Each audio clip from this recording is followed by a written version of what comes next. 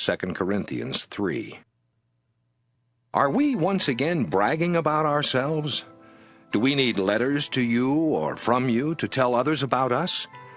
Some people do need letters that tell about them, but you are our letter, and you are in our hearts for everyone to read and understand.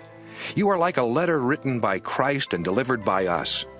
But you are not written with pen and ink, or on tablets made of stone. You are written in our hearts by the Spirit of the living God.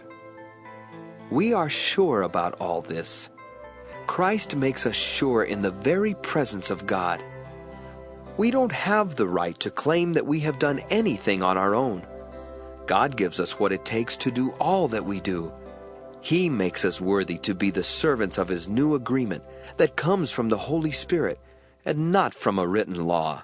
After all, the law brings death, but the Spirit brings life.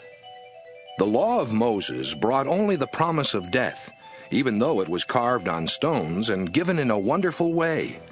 Still, the law made Moses' face shine so brightly that the people of Israel could not look at it, even though it was a fading glory.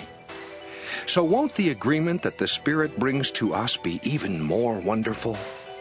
If something that brings the death sentence is glorious, won't something that makes us acceptable to God be even more glorious?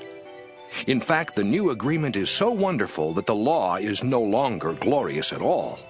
The law was given with a glory that faded away, but the glory of the new agreement is much greater, because it will never fade away. This wonderful hope makes us feel like speaking freely. We are not like Moses. His face was shining, but he covered it to keep the people of Israel from seeing the brightness fade away. The people were stubborn, and something still keeps them from seeing the truth when the law is read. Only Christ can take away the covering that keeps them from seeing.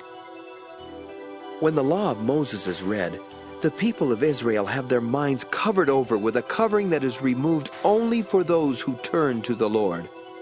The Lord and the Spirit are one and the same, and the Lord's Spirit sets us free.